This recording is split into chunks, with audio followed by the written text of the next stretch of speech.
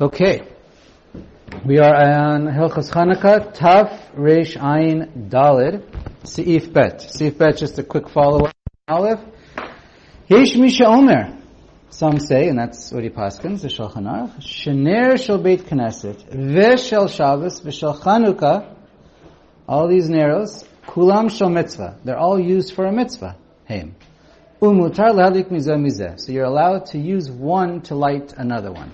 If you lit one of the candles, you can now move that candle and light one of the other candles directly with it. Okay? Not through a mediator. Not muksa? Muksa, well, assuming that you didn't accept Shabbos yet. I'm not sure if that's what you're asking. I'm so sorry, I'm a little not copied. Where are we? Taf Reish Ayin Dalid. Taf Reish Ayin Dalid. Right before Hey. And that's Seif Bet. Seif Bet, okay, thank you. Haga. The Rama writes, Vehu adin ner shel Talmud Torah, the light that's dedicated for learning from, for Talmud Torah, that's also a ner shel mitzvah. O ner lechola hatzarich lo, even a candle for a sick person that you need that light for him to see. It's all these things are tzarich mitzvah, and you can light from one to another. However, if you look back to Aleph, the Rama is basically makel for every purpose but Chanuka. Chanuka, he says, the minhag is we never light from candle to candle. So using candle to candles works for all the other mitzvahs. But for Chanuka, we're makpid just to use a separate candle, match, or a shamash. Okay. Taf Reish Ayin Hey. Taf Reish Ayin Hey, shahadlaka osa mitzvah v'lo hanacha. So this is a basic principle that initially stems from the Gemara, that when you light it, that's doing the mitzvah. But the question is, how far do you take it? The Gemara really does not discuss it very much. And depends how far do you take it. So that's where the Rishonim discussed a little bit, and the Achronim. So Aleph. Hadlaka osa mitzvah v'lo hanacha. When the mitzvah is performed and completed by lighting the mitzvah, not placing it. It doesn't matter how and when the candles or oil and wick was all set up. So she'im hayta munachas b'mkoma. If it was placed in a spot, shelo l'shem mitzvahs Chanuka. Someone put it there for storage, someone put it there to light, just to see, for any reason. It's just there. It's not a problem. You can just walk right over to it, even though it wasn't set up for the purpose of Chanuka. Madlika sham. You go ahead, you just light it there, no problem. Ve'eno tzarich la'asira. You don't have to pick it up, ulhanicha, and then put it back down. L'shem mitzvahs Chanuka. Lefichach. If you have these lamps, again, for us it's not so common, but you had lamps in those days, and it was used for lighting, for mundane purposes all day long. So what do you do? So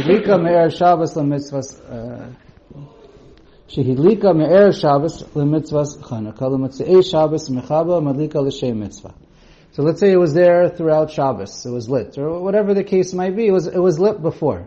All you have to do when you come to light it for Chanuka, you can use the exact same as if nowadays you can just turn off the light and turn back on the light. That's how it was in those days. You just come over to the lamp, you extinguish it, and you relight it. And when you relight it, you don't have to do anything. You don't have to pick it up. You don't have to do Beit Hillel by a sukkah, what you do at the schach. You just light it and you're done. Okay. And you just light it l'shem mitzvah when you come to light it. Umi kol makom, however, tzarich shidlikenu bimkom hanachata. But when you light it, it must be lit in the place that you're going to leave it for 30 minutes after it's ace. Okay? That's what's important. And what comes out of here is you have to light it in the proper place. Okay? It could be set up for whatever reason, but then when you light it, it needs to be kept there and it's appropriate there. You have to be yotzei over there. Okay, you can't light it in a hidden closet where no one's going to be standing, and then you take it out and then move it after you light it, for example. We'll see how it plays out over here. In those days, they often used to light it outside, so you can't light it indoors. Like, let's say it's windy outside, so your purpose is you want to light it indoors, and then you put it into a case, so now the wind won't get to it, and then you walk it outside. Shulchan Aruch writes, you're not yotzei at all. Now, because that is how the mitzvah was set up. Now, you'll see the reasonings. Now, you might think, you hold a little banner and you say, I'm doing this for Neros Chanukah. but this is the halacha. Even if the reason, you can finagle yourself out of the reason. Here, let's keep reading.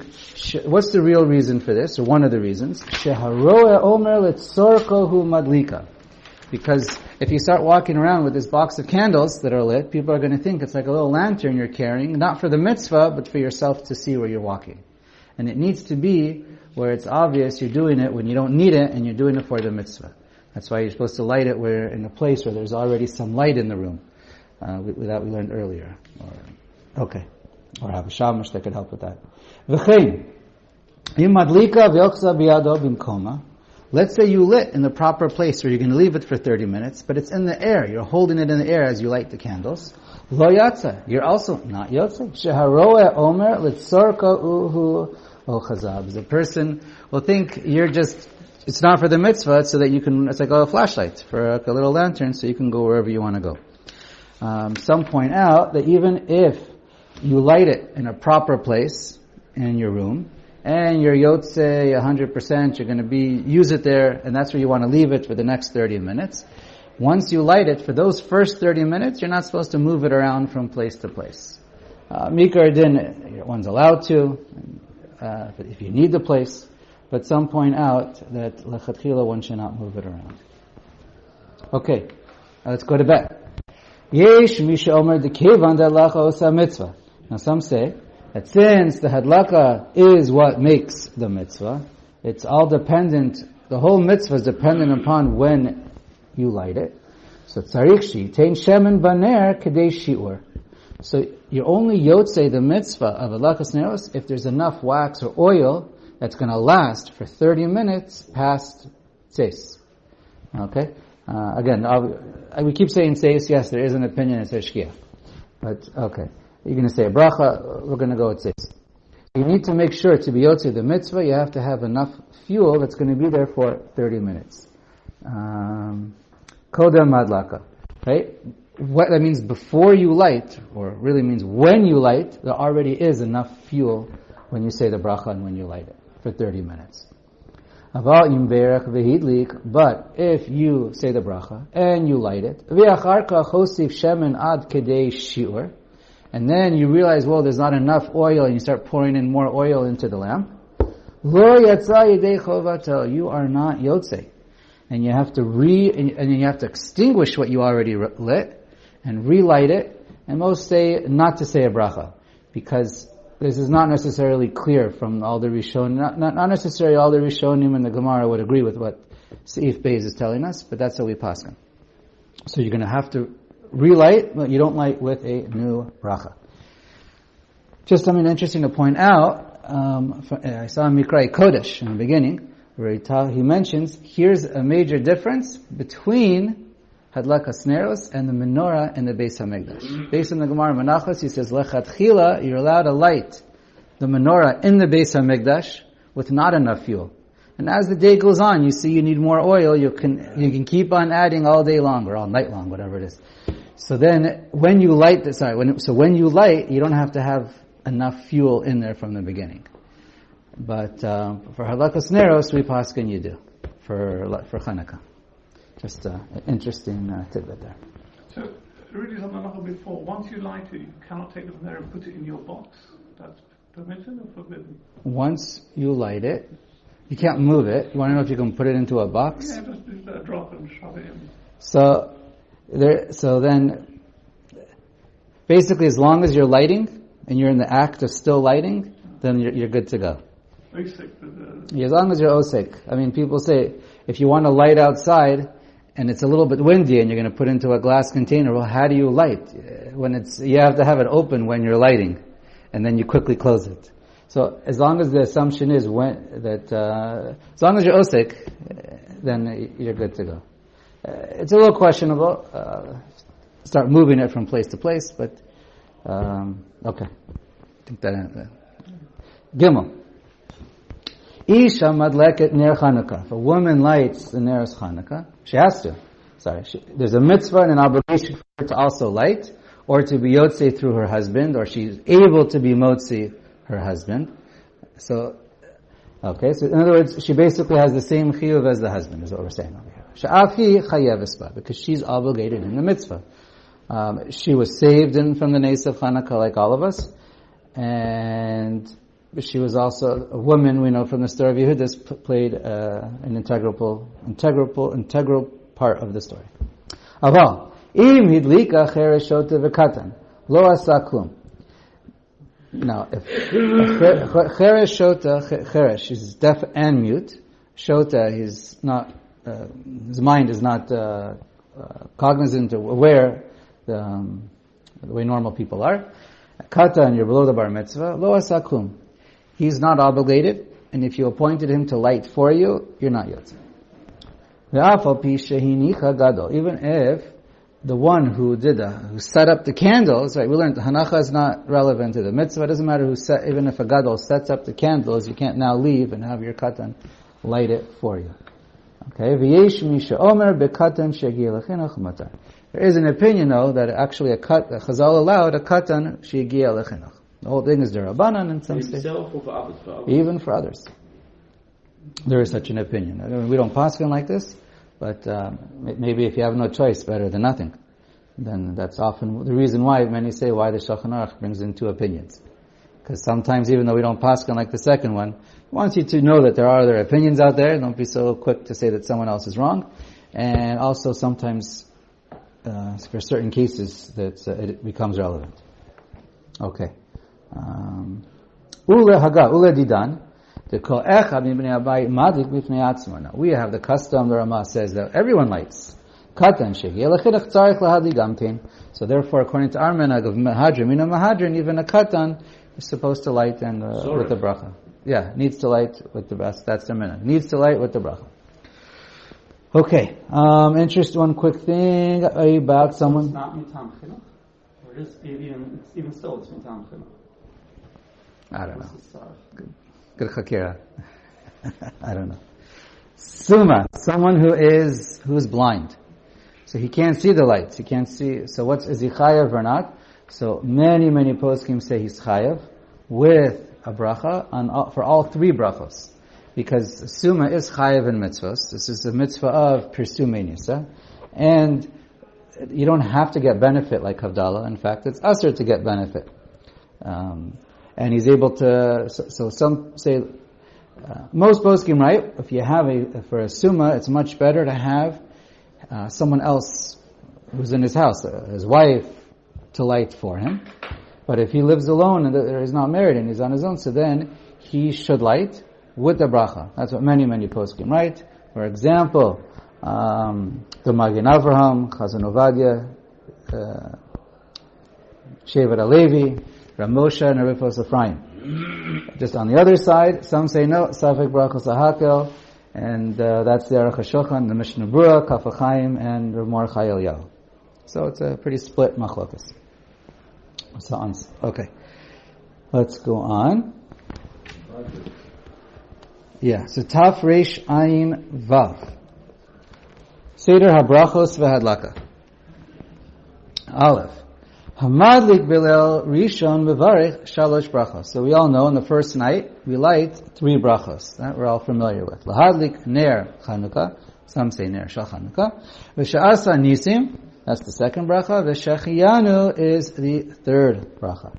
V'Im Lo Berach Zman Bilel Rishon. And if you forget to say Shechiyanu the first night, or you didn't light it all the first night because you weren't able to, Mevarich Bilel Sheni Okeshi Yizkor. You can say it any one of the nights when you see the candle. You could even say the bracha on. Let's say you say Shechiyanu. Let's say you're not home, someone else is lighting for you. Well, keep it simple. Let's say no one's lighting for you, and you see, and you're not able to light, and you see someone else's house and candles. We're going to see you're allowed to say Shasa Nisim and Shechiyanu. So you already say Shechiyanu. So when you come to light the second night for the first time for you, you don't say Shechiyanu again. The Shechiyanu is on the candles in general, Chanuka and Pirsumei Nisa, and you already said Shechiyanu. So you only got to say it once the whole year for Neros Chanuka. Okay. Let's go on. Beis.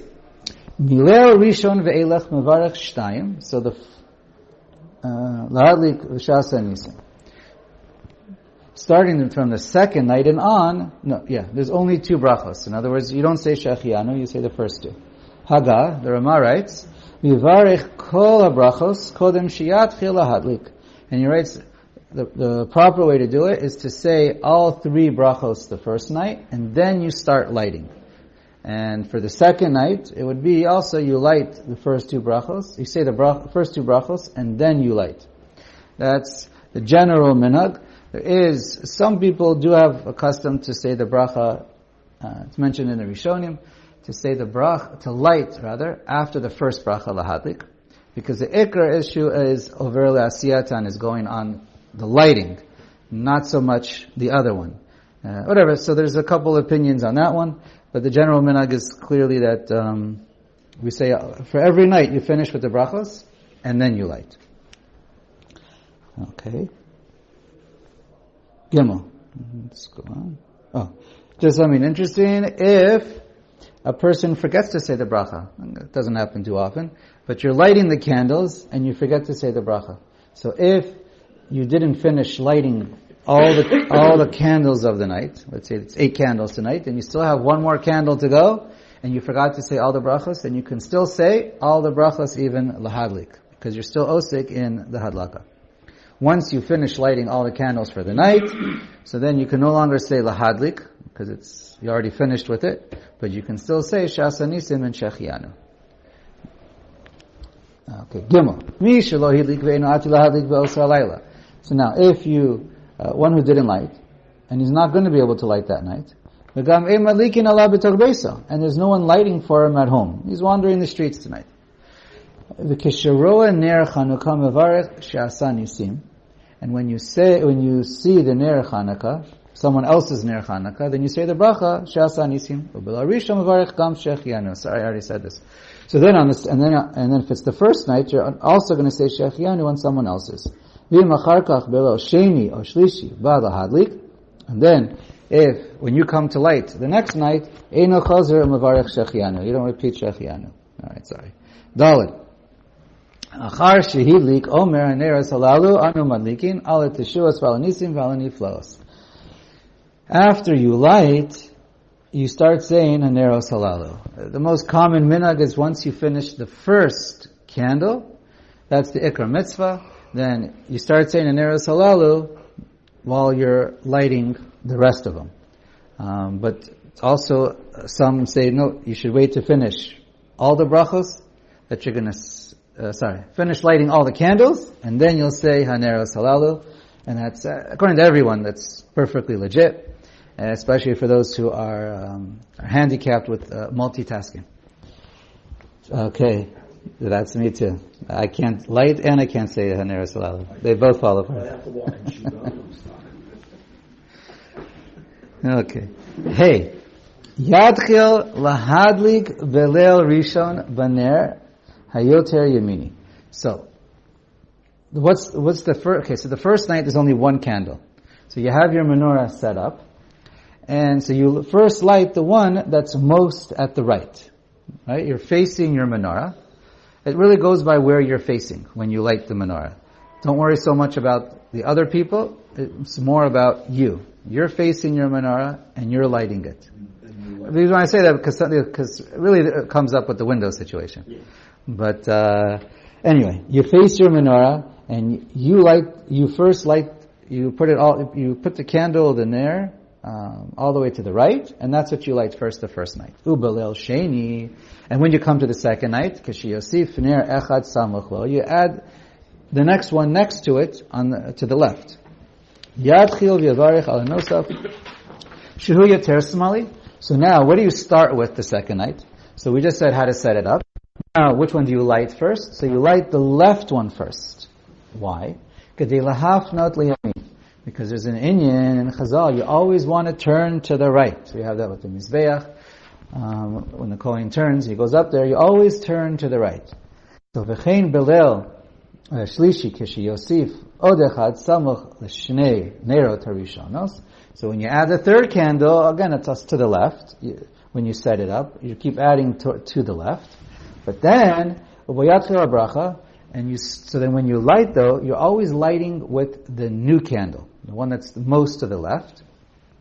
V'achar kaf yifne letzad yamin. And then you keep lighting in the direction of towards the right. So you're constantly turning or going to the left as you light them. V'chein b'chol layla, it's the same thing for all 8 nights. Nimsa shetamid mevarech, it comes out you're always saying the bracha al hanosaf, on the new one. Shehu mora al anes.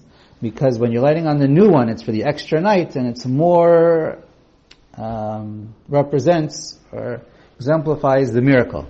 Shaharei betosefet hayamin, by adding more days, nitosef hanes. By more candles, you get greater miracle. So according to the Shulchan Aruch, the 2 main criteria is we want to be adding, you want to be lighting the new candle, because that's a greater show of the nes, and we always want to be turning to the right. So it works out well, and so it doesn't really matter where you put the menorah. If you put the menorah on the side of the doorway, or even in the doorway, or in the window, really makes no difference. There is another opinion, where it gets a little complicated, because it depends where you put the menorah. But the main premise of the other opinion, there's two completely different criteria. They always want to light the candle first. The one that they always want to light first is the one that's closest to the doorway. So if it's in the doorway, it's in the doorway. But if you put the menorah just next to the doorway, so that you can walk through, samach, right, within tefach, right next to the doorway, so you always want to light the candle, the first one that's closest to the doorway. So if the menorah is on the left side, then you're going to be going from right to left. And if you put it on the right side, then you're going to be going from left to right. You have to work out each scenario according to this other opinion. You light it from behind the menorah. And you said it goes across. Yeah, that's if you could stand in the wall, but yeah. That's the first sheet. That's one of this one goes. No, what I'm saying is that just imagine you've got a doorway. Here's the doorway. Here's the mezuzah, and here's the menorah. You stand here, and you write right to left. You're going to be Yosef for both shits. Right. I hear you. I guess. If you can squeeze through that's in the wall. Yeah, okay. The other thing that's main criteria for this other opinion is they always want to light the same candle first. Whichever, based on the first night, the one that you're using, that's called the Ikar Mitzvah according to them. And they don't want to light from the Ner Nosaf, from the new one. They always want to light from the first one. Because the first candle that you light is the Ikar. And you don't want to lose the status from the first night, which one got Nikba or Koveya as the first Ikar candle, so they don't want to switch. Anyway, follow your minhag. Who's this opinion? I know it's mentioned in the Sharit Tzion, B'Shem the Rashal and the Gra, but you have to see inside exactly, and there's a lot of little nuances, and there's going to be spin-off opinions. Do they argue with the Shulchan Aruch? Definitely. They definitely argue the Shulchan Aruch, that I can tell you. So 2 main minhagim. Okay, I guess we'll stop, yeah? Now the Ramah obviously agrees with the Shulchan Aruch. Yeah.